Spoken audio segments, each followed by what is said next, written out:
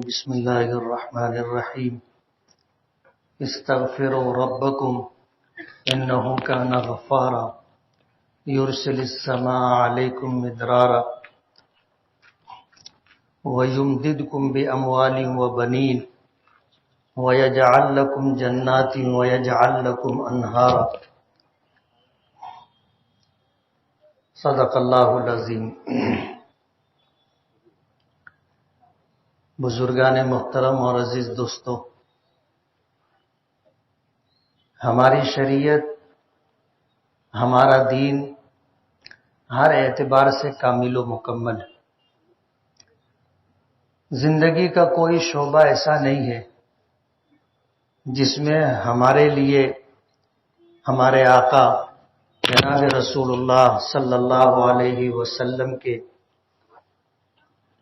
ذریعے سے ہمیں کوئی طریقہ سلیقہ نہ بتایا گیا ہو۔ شکر کا موقع ہو تو ہمارے لیے حکم ہے کہ نماز پڑھو، جس کو صلاۃ شکر کہتے ہیں۔ خوشی کا موقع ہو جیسے عید اور بقرعید ہے تو ہمارے لیے نماز پڑھنے کا حکم ہے۔ اگر گناہ ہو گیا، اللہ کی نافرمانی ہو گئی تو ہمارے لیے صلاۃ التوبہ ہے، صلاۃ شکر ہے، صلاۃ عید ہے، صلاۃ التوبہ ہے۔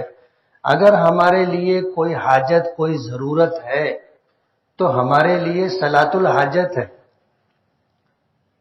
سورج گرہن ہو جائے تو صلاۃ کسوف ہے، چاند گرہن ہو جائے تو صلاۃ خسوف ہے۔ اسی طرح انسانی زندگی کا ایک بہت اہم اور انسانی زندگی کی ایک بہت بڑی ضرورت پانی۔ اللہ پاک فرماتے ہیں وَجَعَلْنَا مِنَ الْمَاءِ كُلَّ شَيْءٍ حَيٍّ، ہر چیز کی زندگی ہم نے پانی پر رکھی۔ پانی کے ذریعے اللہ پاک وجود عطا کرتا ہے، اور کسی شے کو اگر وجود مل جائے تو اس کی بقا کے لیے بھی پانی ضروری ہے۔ قدرت کا ایک نظام ہے، بارش کس طرح ہوتی ہے، ایک پورا سسٹم ہے۔ سائنسداں حضرات اسے بتاتے ہیں کہ ایسا ہوتا ہے، ویسا ہوتا ہے تو بارش ہوتی ہے۔ سمندر سے پانی بخارات کی شکل میں آسمان پر جاتا ہے، بادل وجود میں آتا ہے اور پھر وہ برستا ہے، اور جہاں ضرورت ہوتی ہے وہاں برستا ہے۔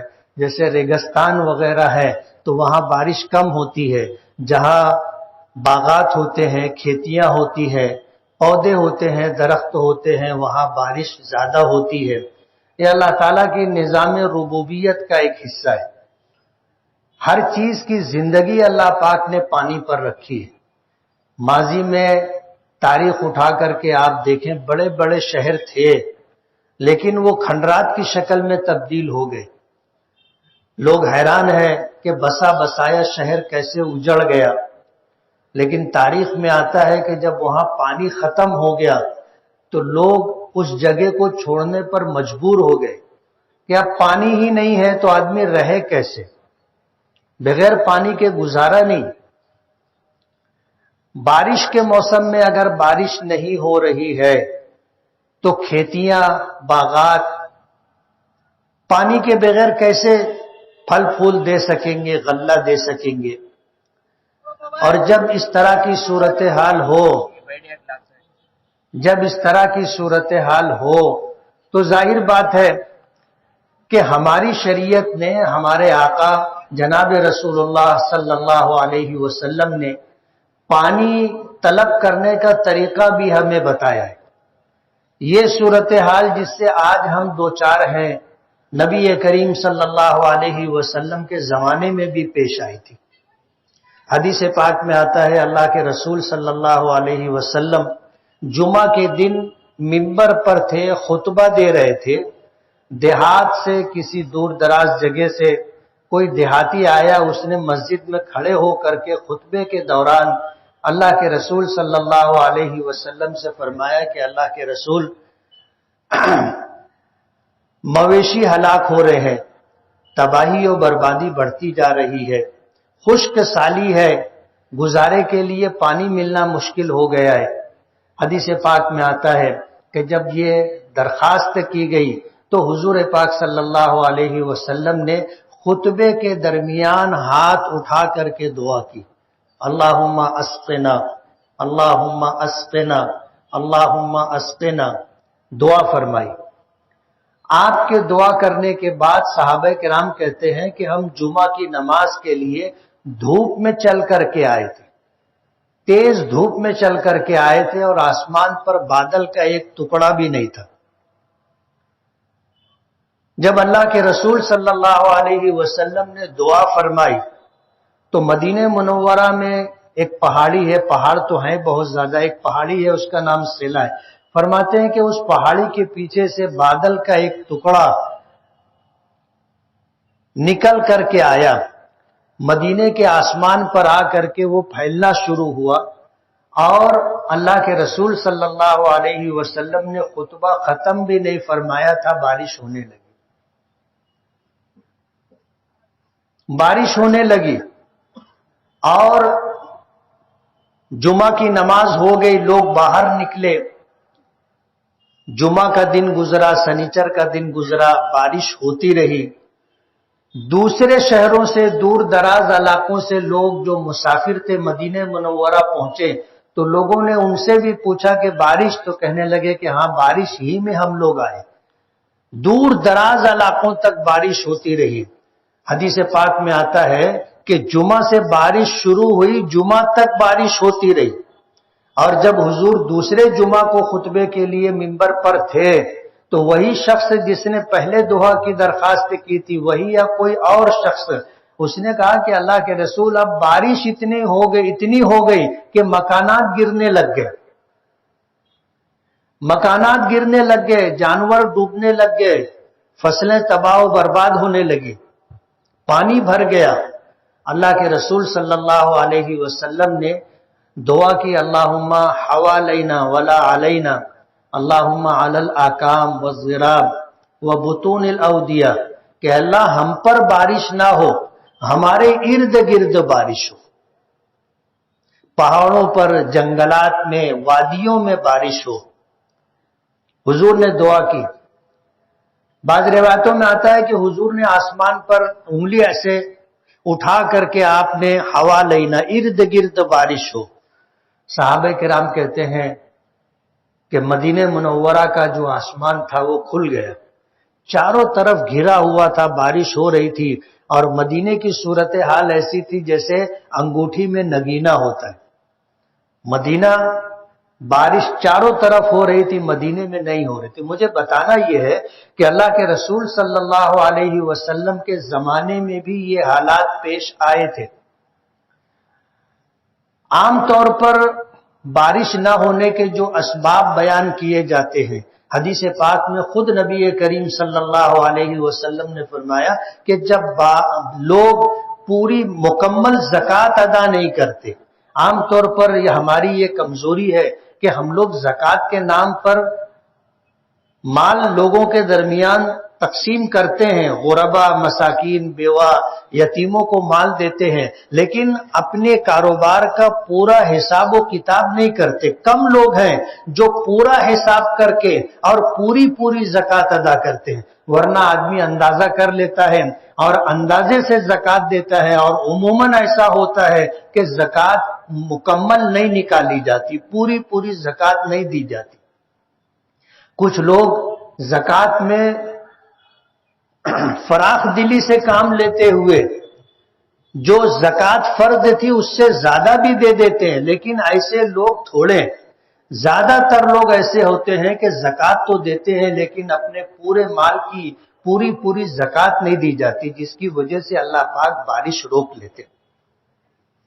حدیث پاک میں یہ بھی آتا ہے کہ جب ظلم و جور بڑھ جاتا ہے، ناانصافی اور انیائے بڑھ جاتا ہے، تو بھی اللہ پاک آسمان سے آزمائشیں نازل کرتا ہے، حالات آتے ہیں، پریشانیاں بڑھتی ہیں، مصیبت بڑھتی چلی جاتی ہے۔ آج آپ دیکھ لو پورے ملک میں، پورے دیش میں ظلم و جور کا دور دورہ ہے۔ انسانی خون بے دردی کے ساتھ بہایا جا رہا ہے، نفرت کا ماحول ہے، اور مذہب کی بنیاد پر لوگوں کو ٹارگٹ کیا جاتا ہے۔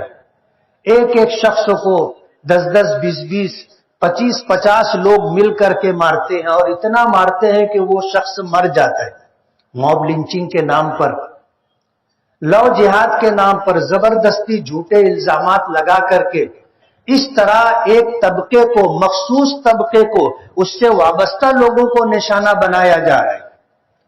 بوڑھوں کو تہے تیگ کیا جا رہا ہے، بچوں کو مارا جا رہا ہے، عورتوں کے ساتھ اجتماعی عصمت دری ہو رہی ہے، ان کے کپڑے اتار کر کے، ان کو برہنہ کر کے چوک چوراہوں پر، گلیوں اور سڑکوں پر چلایا جا رہا ہے۔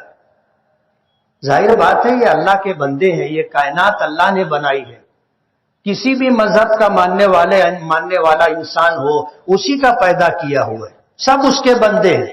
یہ بھید بھاؤ تو ہم نے اپنے درمیان بنا رکھا ہے۔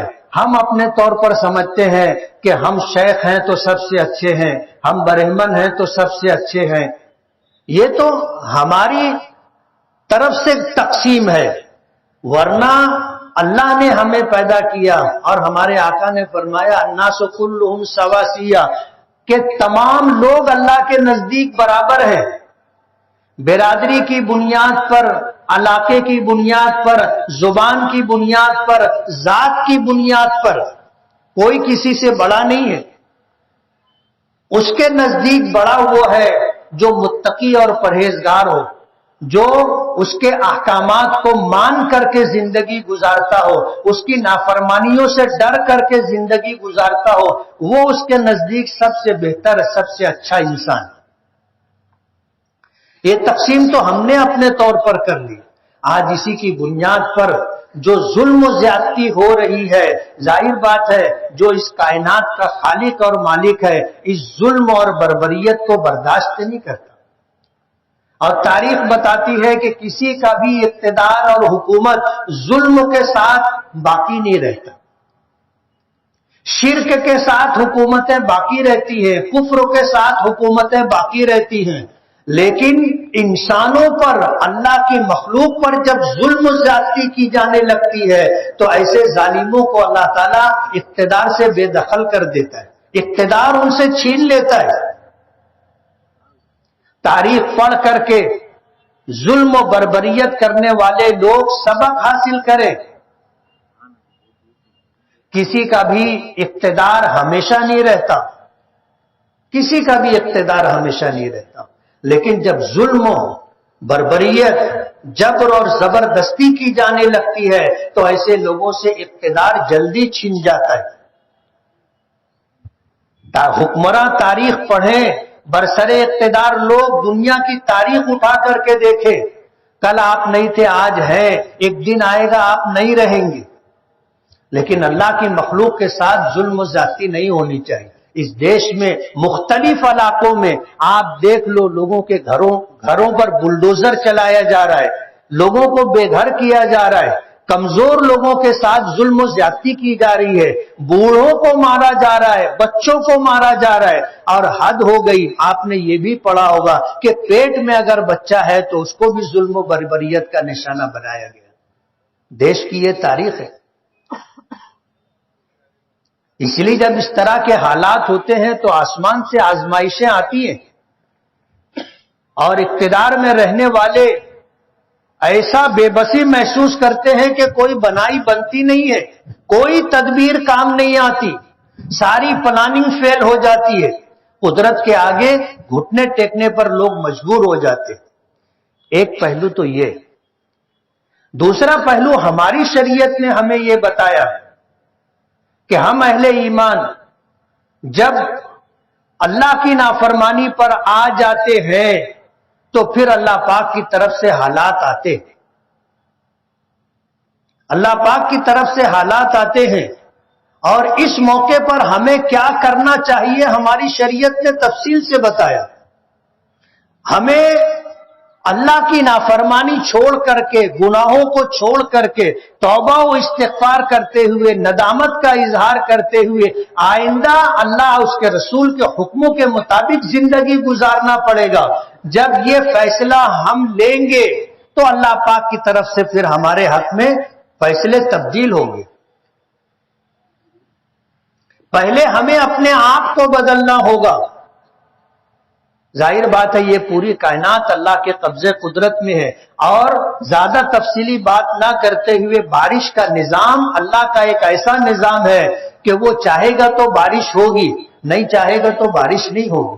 آسمان پر بادل ہے، بارش کے اسباب موجود ہیں، بارش نہیں ہو رہی ہے، اور ساری دنیا عاجز اور بے بس ہے۔ حکومتیں چاہیں کہ بارش ہو جائے تو بارش نہیں ہوتی۔ بارش تو اسی کے قبضے قدرت میں ہے، وہ چاہے گا تو پانی برسائے گا، نہیں چاہے گا تو نہیں برسائے گا۔ کوئی اس کا کیا بنا اور کیا بگاڑ لے گا؟ اسی کے قبضے قدرت میں ساری کائنات ہے۔ اس لیے ہم لوگوں کو اپنے حالات بدل کر کے اللہ کے سامنے توبہ و استغفار کر کے، ندامت کا اظہار کر کے اللہ سے مانگنا چاہیے۔ ہمیں حکم دیا گیا استعینوا بالصبر والصلاۃ۔ جب حالات آئیں، آزمائش آئے، مصیبت اور پریشانی میں آدمی مبتلا ہو تو صبر کے ساتھ، نماز کے ساتھ اللہ سے مدد مانگنی چاہیے۔ میں نے بتایا کہ خوشی ہو تو نماز ہے، نعمتیں ملے تو نماز ہے، کسی کا انتقال ہو جائے تو نماز ہے، اور اسی کے ساتھ نماز سورج گرہن ہو، چاند گرہن ہو، نماز ہے۔ آدمی سے گناہ ہو جائے، صلاۃ التوبہ ہے۔ بارش نہیں ہو رہی ہے، نبی کریم صلی اللہ علیہ وسلم نے خود نماز استسقاء پڑھی۔ آپ نے خطبے میں بھی دعا مانگی، آپ نے اس الگ طریقے سے بھی دعا مانگی، آپ نے نماز استسقاء پڑھ کر کے دعا کی۔ استسقاء کے معنی بارش طلب کرنا اللہ تعالیٰ سے، بارش مانگنا۔ آج ہم لوگ بارش کے لیے اس میدان میں آئے، اور ہمیں یقین ہے ہماری مانگی ہوئی دعا انشاءاللہ قبول ہوگی۔ شرط یہ ہے کہ ہم اپنے طور پر یہ فیصلہ کر لیں کہ اب تک ہم سے جو نافرمانی ہوتی رہی، ہم سے جو گناہ ہوتے رہے، آج اس میدان میں ہم اس بات کا عہد کرتے ہیں اب انشاءاللہ وہ گناہ نہیں کریں گے، گناہوں کو چھوڑنے کا فیصلہ کر لیں۔ ہم شرمندہ اور نادم ہو کر کے اللہ سے توبہ و استغفار کر لیں۔ انہ کان غفارا، وہ بڑا بخشنے والا ہے۔ روزانہ اس کی طرف سے رات کے آخر حصے میں اعلان ہوتا ہے کوئی عافیت مغفرت طلب کرنے والا، ہے کوئی توبہ کرنے والا کہ اس کی توبہ قبول کی جائے، ہے کوئی عافیت کا طلبگار کہ اسے عافیت عطا کی جائے۔ ہر روز جس کی طرف سے اعلان ہوتا ہے، جس نے توبہ کا دروازہ کھول کر کے رکھا ہے، جو چاہتا ہے کہ بندہ اس کی طرف، اس کے در کی طرف آئے۔ حدیث پاک میں آتا ہے بندہ ایک ہاتھ اس کی طرف بڑھتا ہے، ایک گز اس کی طرف بڑھتا ہے تو اللہ کی رحمت اس کی طرف ایک بار، یعنی کئی گنا زیادہ بڑھ کر کے آتی ہے، لپک کر کے آتی ہے، اللہ کی رحمت متوجہ ہوتی ہے۔ اللہ منتظر ہے میرا بندہ توبہ کرے، میں اس کی توبہ قبول کروں گا۔ 10 سال 20 سال 50 سال کا عادی مجرم بھی اتنا زمانہ اللہ کو ناراض کر کے گزارا، نافرمانی کرتے ہوئے گزارا، لیکن ایک مرتبہ سچی توبہ کر لے، اللہ اس کے سارے گناہوں کو معاف کر دیتا ہے۔ اس سے زیادہ رحیم و کریم کوئی نہیں ہے۔ ایک ماں اپنے اولاد سے جتنی محبت، ہمدردی اور خیرخواہی کا جذبہ رکھتی ہے، اللہ تعالیٰ اس سے 70 گنا زیادہ اپنے بندوں سے محبت، اس سے 70 گنا زیادہ ہمدردی اور خیرخواہی رکھتا ہے۔ آزما کے تو دیکھو، تجربہ تو کر کے دیکھو، ایک مرتبہ آدمی سچے دل سے توبہ و استغفار کر لے، آپ دیکھو حالات بدل جائیں گے۔ ان اللہ لا یغیر ما بقوم حتی یغیروا ما بانفسہم، اللہ تعالیٰ کسی قوم کے حالات کو اس وقت تک نہیں بدلتا جب تک کہ وہ خود اپنے آپ کو نہ بدلے۔ پہلا کام ہمارا ہے، ہم اپنے آپ کو بدلیں۔ ہم نے اپنے آپ کو اگر بدل لیا، اللہ کا وعدہ ہے اللہ حالات کو بدل دے گا۔ نبی کریم صلی اللہ علیہ وسلم کے زمانے میں استسقاء کی نوبت آئی، اور یہ ایک حکمت ہے کہ ہمارے دین کو، ہماری شریعت کو اللہ کے رسول صلی اللہ علیہ وسلم کے زمانے میں عملی طور پر مکمل کیا گیا۔ کسی کے ذہن میں سوال آ سکتا ہے کہ وہ تو سب سے بہترین زمانہ تھا جب حضور درمیان میں تھے، اور ایسے لوگ تھے جنہیں صحابہ کہتے ہیں جو تمام دنیا انسانیت میں سب سے بہتر تھے، اور جن کو اپنے نبی کی رفاقت، اپنے نبی کی صحبت کے لیے، ساتھ دینے کے لیے چنا گیا تھا۔ اس زمانے میں بارش نہیں ہوئی، سوال ذہن میں آ سکتا ہے۔ علماء نے لکھا ہے کہ ہمارے دین، ہماری شریعت اور اسلام کی یہ خوبی ہے کہ اللہ نے اسے ہر اعتبار سے کامل و مکمل کیا ہے۔ کوئی نہیں کہہ سکتا اگر حضور کے زمانے میں نماز نہیں پڑھی گئی ہوتی، آج ہم نماز پڑھتے تو لوگ بولتے نیا طریقہ ہے۔ اپنی طرف سے انہوں نے ایک طریقہ ایجاد کر دیا۔ اللہ نے عملی طور پر ہمارے اس دین کو مکمل کیا۔ جو کام اللہ کے نبی صلی اللہ علیہ وسلم کر سکتے تھے، آپ کے شایان شان تھا حضور پاک صلی اللہ علیہ وسلم سے، اور آپ کے زمانے میں وہ کام ہوا۔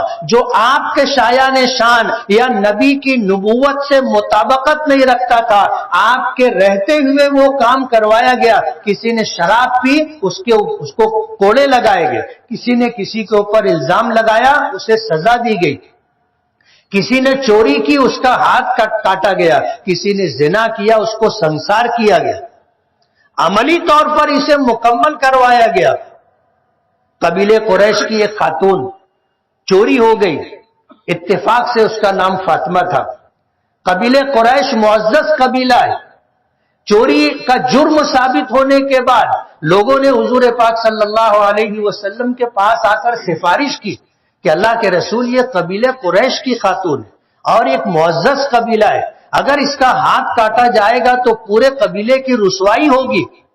اللہ کے رسول صلی اللہ علیہ وسلم نے فرمایا کہ تمہاری یہ جرأت کہ تم اللہ کی حدود میں سفارش کر رہے ہو۔